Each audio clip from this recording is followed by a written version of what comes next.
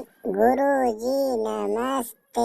गुरुजी के चरणों में दंडवत स्वीकार हो। स्कूल के आए सभी बच्चों को मेरे तरफ से सुखम भवति प्राप्तम भवतस्तम। सभी बच्चे को मैं शुभकामना और आशीर्वाद देता हूँ कि जीवन भर सुखी रहें और अच्छे कर्म करें और अच्छे कर्मों का अच्छा फल मिले। यह मेरे तरफ से बच्चों के प्रति आशीर्वाद है। सभी बच्चे पढ़ लिख करके अपनी मनोकामना को पूर्ण करें। ईश्वर उनकी आयु सिद्धि को बढ़ाए।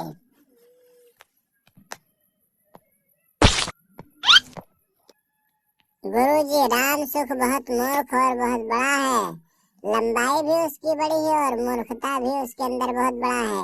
इसलिए सर हम लोगों को एक ऐसी कहानी सुना दीजिए जो सबको अच्छा लगे और राम सुख को गड़बड़ लगे। आप सुना दीजिए सर, और हम लोग आपके प्रति आभारी हैं, सुनना चाहते हैं, आपका इंतजार कर रहे हैं और हंसते खेलते आए हैं और हंसते खेलते घर को जाएंगे। अले तो मेरे को मूर्ख बताता है? मैं मूर्ख हूँ? मैं मूर्ख नहीं हूँ, बहुत होशियार आदमी हूँ। तुम समझते हो कि मैं कुछ नहीं जानता हूँ तो मैं तब कुछ जानता हूँ। तुमसे बहुत अच्छा हूँ, पढ़ता लिखता भी हूँ, होशियार भी हूँ, काम भी करता हूँ। तुम क्या समझते हो कि मैं को तो नहीं जानता हूँ? मैं तब को जानता हूँ। तुम बल्कि मेरे बराबर नहीं जानते हो। ना मेरे बराबर तुम्हारी लंबाई है, ना चौड़ाई है, ना तो कुछ कर पा रहे हो। मैं तब कुछ कर लेता हूँ। नहीं बेटा, जो मूर्खता का काम करेगा वो मूर्ख रहेगा और जो अच्छा काम करेगा वो अच्छे के पथ पर रास्ते पर जाएगा। ना कि राम सुख को लेकर के कोई भी इंसान होता है जो सोच समझ कर करता है वो अच्छा काम करता है, और जो जल्दी में करता है वो मूर्ख का काम होता है। इसलिए पहले सोचो समझो फिर उसके बात करो, तभी तो तुम्हारे समझ में आएगा। नहीं तो तुरंत का लिया हुआ निर्णय बिना सोचे विचारे आप निर्णय ले रहे हैं तो उसमें हानि ही होती है।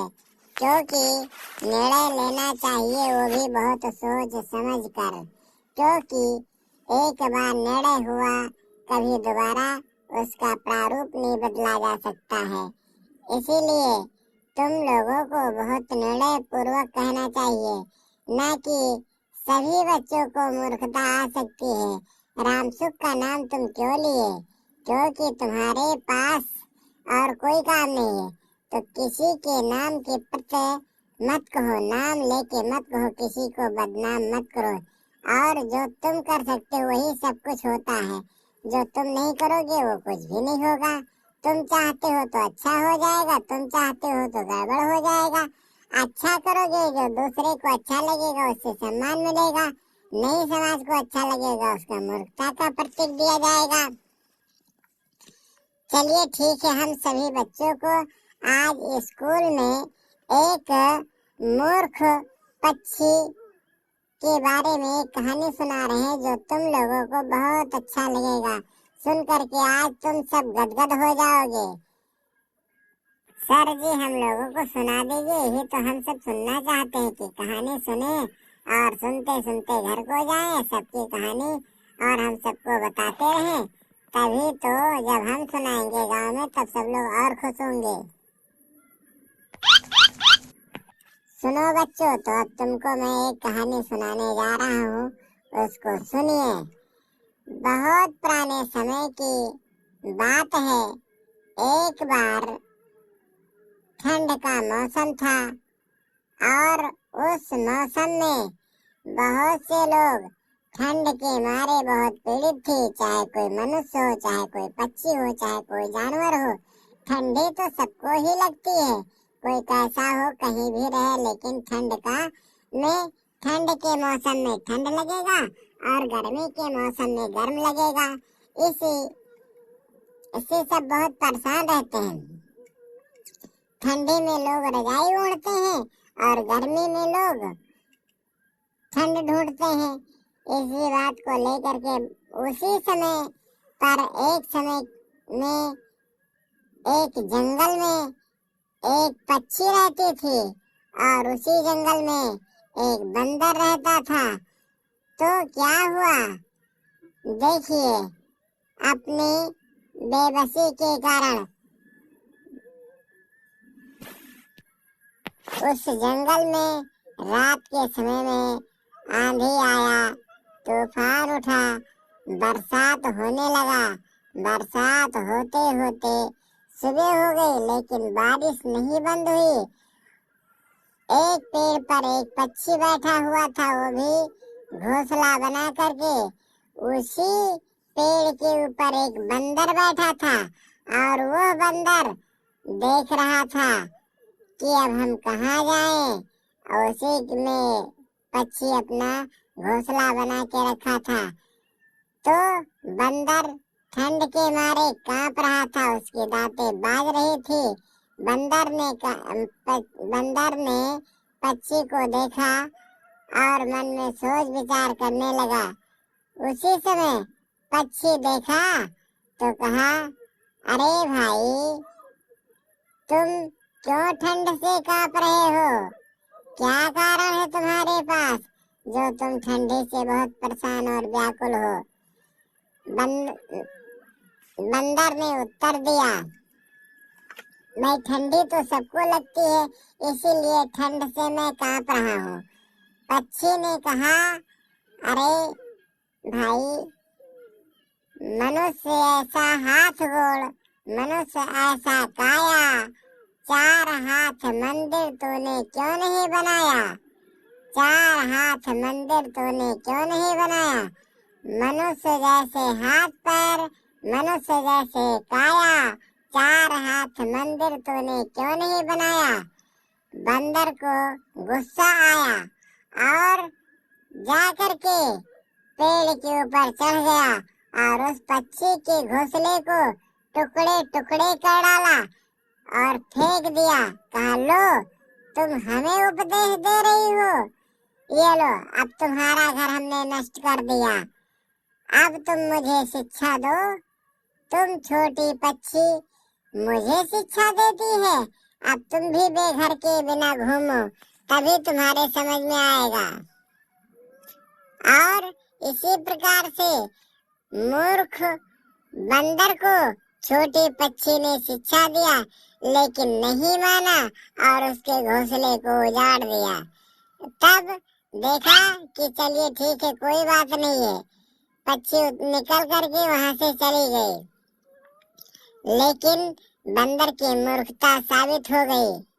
सर जी, ऐसे कोई और एक कहानी सुना दीजिए जो हम लोग सुने और देखें, अपने जीवन में उसका अनुपालन करें।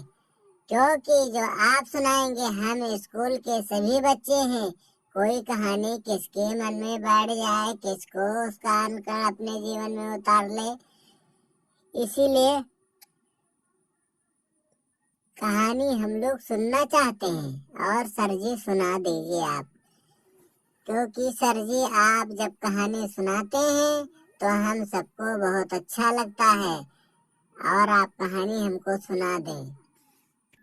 नहीं बेटा, आप तुम सब लोग कुछ पढ़ो लिखो, सारी कहानियाँ सुनोगे आज ही तो अगले दिन क्या करोगे? और कहानी सुन करने से अपने जीवन को उसमें परिवर्तन किया जाता है, न कहानी से पढ़ा लिखा जाता है। कहानी तो एक उदाहरण है जो एग्जाम्पल के रूप में उदाहरण दे करके समझाया जाता है। अगर बेटा तुम ऐसा करोगे तो इसी कहानी जैसे मूर्ख बन जाओगे। अगर तुम इसका पीछा नहीं छोड़ोगे तो इस पैमाने पर जाओगे। इसीलिए तुम कहानी मत सुनो, पढ़ो लिखो। कहानी समय आने पर तुमको बताया जाएगा, उससे पहले तुमको पढ़ाया जाएगा, लिखाया जाएगा, अच्छा शिक्षा दी जाएगी, अच्छा ज्ञान दिया जाएगा। क्योंकि कोई नहीं चाहता है कि कोई स्कूल का बच्चा कम ज्ञानी हो, कम शिक्षित हो और कोई चीज अधूरा हो। पूरा करने में किसी को कोई दिक्कत नहीं होती है। इसलिए पहले पढ़ो, लिखो, याद करो, homework, class work, school work. जब सब कुछ तैयार हो जाएगा तब तुम बहुत अच्छे बन जाओगे। तुमको कहानियां सुनने के लिए बहुत अच्छे अच्छे मिलेंगे। स्कूल ही नहीं बल्कि अदर जगह पर भी कहानियां सुनाया जाता है। जब शाम के समय तुम अपने कौरा पर बैठोगे तो तुम्हारे दादाजी, पिताजी सब जब इकट्ठा होंगे गांव के लोग, तो वहां पर निम्न प्रकार की कहानियां सुनाते हैं और अच्छा अच्छा ज्ञान बताते हैं। बस ये है कि ये स्कूल है, वो घर है। तुम घर की कहानियां सुनते हो, स्कूल में पढ़ते हो। इसीलिए कहानी तुमको स्कूल में सुनना चाहिए कि घर पर। स्कूल में पढ़ना चाहिए। स्कूल पर पढ़ने का, पढ़ाई का काम किया जाता है, पढ़ाया जाता है। यहाँ बेटा तुम लोग आते हो, पूरा दिन मेहनत करते हो, पढ़ते हो, फीस लेके आते हो, घर से जमा करते हो, फिर भी तुमको क्या पढ़ाया जाए कि कहानी सुनाया जाए। इसीलिए तुम लोग पढ़ो, कहानी मत सुनो। और जब तुम पढ़ लिख लोगे तो तुम भी कहानी आगे चल करके दूसरे को भी सुनाओगे। और जब कहानी सुनेंगे तो वो भी अपने जीवन में उतारेंगे। नहीं तल दी बत ओन कहानी तुना दे दिए तब भी हम लोग को तो दाएंगे। और तुम कल के अपने जीवन में जाएंगे, अपने घर पर सबको बताएंगे। पढ़ाया लिखाया आपने वो हमको समझ में नहीं आता है, और कल भी आप कहानी सुना देते हैं तो हम लोगों को बहुत अच्छा समझ में आ जाता है। उसको हम कभी नहीं भूलते हैं और पढ़ा लिखा हमको कभी याद नहीं होता है। कहानी हम नहीं भूलते हैं। पढ़ाई लिखाई तो दूर भूल जाते हैं, लेकिन कहानी कभी नहीं भूलते हैं।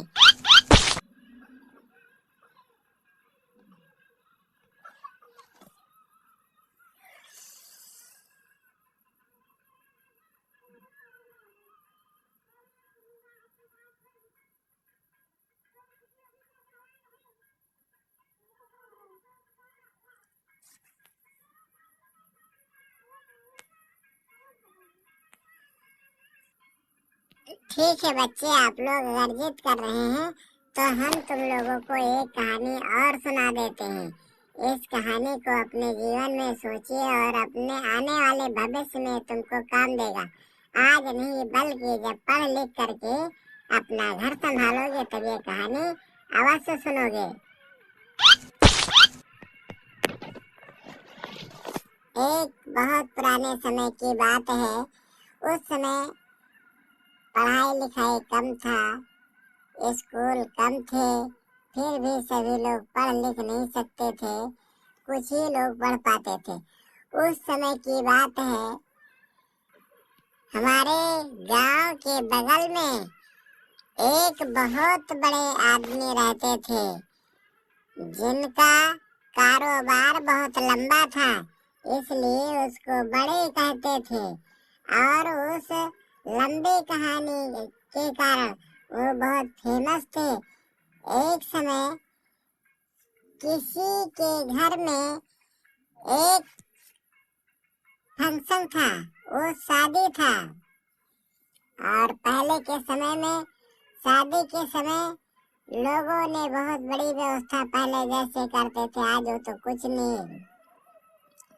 तो वो जा करके उनसे मिले और कहे, बड़े जी आप सुनिए मेरी बात को, हमें कुछ दूध चाहिए आपसे, उसकी आवश्यकता हमें बहुत सख्त जरूरत है, क्योंकि हमारे घर में आज के 15 दिन बाद शादी हमारे घर में है, तो हमको 150 लीटर दूध की आवश्यकता है। और आपकी गाय सुना है कि एक दिन में 10 लीटर दूध देती है, और 15 दिन में आप हमको दूध 150 लीटर दे दीजिएगा। उस बड़े आदमी ने कहा, ठीक है भाई, इस समय तो हमारे पास एक ही गाय दूध देती है, लेकिन तुम इंतजार करना, हम तुम्हारी व्यवस्था जरूर करेंगे। क्योंकि हमारे पास एक ही गाय है और मैं तुमको सुविधा करके अवश्य दे दूंगा। उसी दिन से उस आदमी ने गाय को खिलाना पिलाना शुरू किया, उसकी सेवा अच्छे से करना शुरू कर दिया। सेवा करते करते खूब खिलाए, लेकिन उस बीच में उस व्यक्ति ने गाय को कभी लगाया नहीं। कहा ये जब इसको 15 दिन हो जाएगा तो 150 लीटर दूध इसके इकट्ठा हो जाएंगे और मैं एक ही बार लगा करके शादी में पूरा दूध उनको दे दूंगा, जिससे उनकी शादी भी हो जाएगी और हमें पैसे भी इकट्ठा मिल जाएंगे, वो भी खुश हो जाएंगे, उनके मेहमान खा जाएंगे और हमें इकट्ठा पैसे मिल जाएंगे। उससे मैं दूसरी गाय खरीद लाऊंगा। ये बात पड़ी रह गई। 14 दिन तक उस बड़े आदमी ने गाय को खिलाया पिलाया, खूब मेहनत से नहलाया धुलाया। जब 15 दिन बीत गया तो कहा अब आज गाय का दूध बेचना है और दूध लेने आएगा। उस व्यक्ति ने जिसके घर में शादी थी वो जा करके पहुंचा और कहा सुनिए, आज मुझे आप दूध दे दीजिए। तो दूध को कहा ठीक है भाई, अब हम तुमको आज दूध आइए और लगा करके दे रहे हैं। जा करके कहा ठीक है तुम बैठो, मेरे चारपाई डाल दिया और कहा तुम बैठो मेरे चारपाई पर, मैं तुम्हारे सामने दूध लगाऊंगा और एक बूंद पानी भी नहीं डालूंगा, लेकिन 150 लीटर से जो दूध बचेगा वो मैं तुम्हें नहीं दूंगा, उसको अपने लिए रख लूंगा और दूसरे कस्टमर, क्योंकि आज तक हमने एक बूंद दूध किसी को नहीं दिया है न लगाया है। तुरंत जैसे बाल्टी लेकर गाय के नीचे बैठा और गाय लगाना शुरू किया, गाय ने तुरंत लात मारा, वो बड़ा आदमी दूर लुढ़क कर गिर गया बाल्टी के साथ। तो जाकर के दूर गिरा तो कहा ठीक है अब तुम दूध नहीं दोगे। अगले ने पूछा ये बताइए तुम 150 लीटर दूध दे रहे थे और बताइए अभी गाय ने एक लात भी तुमको मार दे, एक भी बूंद दूध नहीं दिया। तुरंत उस व्यक्ति ने कहा आप ही ने तो कहा था कि 15 दिन पर हमको दूध देना, इसलिए हमने 15 दिन तक दूध लगाया नहीं और आज लगाया तो भैंस ने हमको लात लगाया, गाय ने हमको लात लगाया और हम स्कूल में सभी बच्चों को कहानी सुनाया, तब सभी बच्चे खुश हो गए और कहा कि ऐसे कहानियां हम सुनते रहेंगे और आप सुनाते रहेंगे, नेक्स्ट दिन देखा जाएगा। और बात ये है कि मूर्खों को उपदेश नहीं देना चाहिए, क्योंकि मूर्ख को उपदेश देना ठीक नहीं होता है, क्योंकि उनकी मूर्खता और आगे हो जाती है। सभी दर्शकों से निवेदन है कि हम मूर्खता के ऊपर एक वीडियो बनाए हैं, इस वीडियो को आप लोग देखते रहें, लाइक करें, सब्सक्राइब करें, शेयर करें। अगले दिन हम आपके लिए नई वीडियो लेकर आएंगे। सभी दर्शकों से निवेदन है कि आप लोग कमेंट में हमारे पास तक जरूर मैसेज भेजें, क्योंकि आपके वीडियो कैसा लगा आप सुझाव देंगे तो हम उसके पर आपको कुछ नए के तरीके से वीडियो बनाकर भेजेंगे। अच्छा लगेगा तो और अच्छा बनाएंगे, अगर नहीं लगा तो इससे कुछ इसकी कहानियां स्टोरीज अलग बदल देंगे और मूर्ख की मूर्खता पर सभी लोग हंस पड़े। और आप लोग सुन करके मेरी वीडियो को जरूर बताइएगा कि कैसा लगा। हम भी अगले दिन और मेहनत करके कहीं से न कहीं से और ढूंढ करके नई चीज ला करके आपको बताएंगे, दिखाएंगे, सिखाएंगे। तब तक के अनुमति दीजिए।